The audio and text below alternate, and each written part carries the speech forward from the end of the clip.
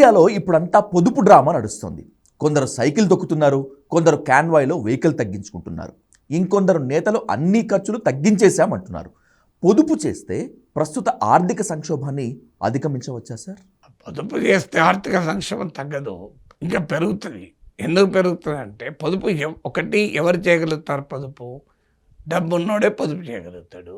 దేశంలో మీకు ఎంతమంది డబ్బు ఉన్నవారు ఉన్నారో మీకు ఆర్ఎస్ఎస్ నాయకుడైనా ఆ నాయకుడు ఒకసారి చెప్పాడు. ఏమని చెప్పాడు? 22 కోట్ల మంది భారతీయులు డైలీ 375 రూపీస్ మించి వారికి ఆదాయం లేదని. సో రోజుకు 375 రూపాయలు ఆదాయం వచ్చేవారు ఎన్ని ఏళ్ళకెళ్ళి ఏమీ సేవ్ చేసుకొని గోల్డ్ కొంటారు, ఏమి సేవ్ చేసుకొని ఫారిన్ గూడ్స్ కొంటారు, ఏం సేవ్ చేసుకొని ఫారిన్ ట్రావెల్ కొంటున్నారు కనుక వాళ్ళు దాన్ని ఆపుతారు. సో వారికి 22 crore ఇండియన్స్, ఇది మామూలు కాదు కదా. సో అందువల్ల భారతదేశంలో సేవింగ్ అనేది, భారతీయులకు సేవింగ్ కొత్తగా చెప్పేది ఏమున్నది? అది మన వెన్నతో పెట్టిన విద్య, మన సంస్కృతిలో భాగం అది. సో అందువల్ల భారతదేశంలో ఎవరు బాగా సంపన్న వర్గాలు వారు పొదుపు చేయాలి. వాళ్ళు పొదుపు కాదు, వాళ్ళ నుంచి ప్రభుత్వం వసూలు చేయాలి. అది మానేసి ప్రజల్ని పొదుపు చేయమంటే ఏంటి? వసూలు చేయగలిగేది ఈ దేశంలో 1% ఆఫ్ ద పాపులేషన్ చేతిలో అత్యధిక సంపద పేరుకుపోయి ఉంది. ఇది నిజం కాదా?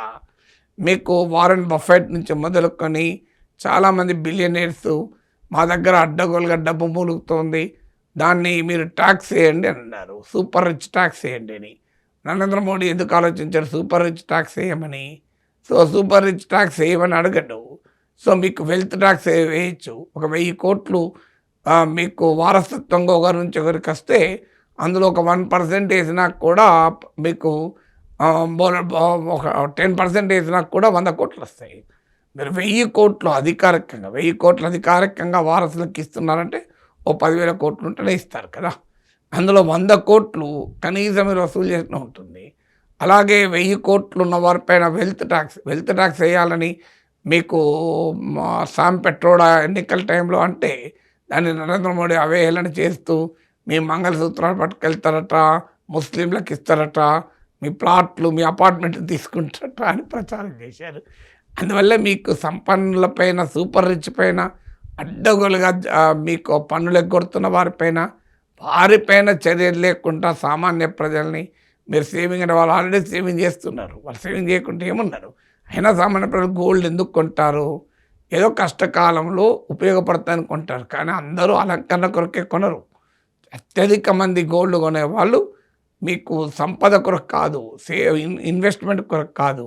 ఏదో కష్టం వచ్చిన రోజు ఇంత బంగారం, పిసరంత బంగారం ఉంటే అది క్యాష్గా మార్చుకొని అవసరాలు తీర్చుకోవచ్చు అనే ఆశతో ఉంటారు కదా. అందువల్ల పొదుపు అనే మంత్రం వినడం అనేది ఖచ్చితంగా డ్రామా. ఈ డ్రామా ఎందుకు వేస్తున్నారంటే రంజింపజేయడానికి కాదు, మీకు భారాలు మోపటానికి ఒక అనస్థేషియా లాగా ఉండాలి అని. అందుకని మనకు ఆపరేషన్స్ అప్పుడు మత్తిచ్చే సర్జరీ చేస్తాడు. సో ఇప్పుడు సర్జరీ చేయబోతుంది, చాలా పెయిన్ఫుల్ ఆపరేషన్ జరగబోతుంది. అది ఆల్రెడీ స్టార్ట్ అయింది. 5 రోజుల కింద 3 రూపాయలు పెంచారు, మళ్ళీ 5 రోజుల తర్వాత మళ్ళీ 90 పైసలు పెంచారు.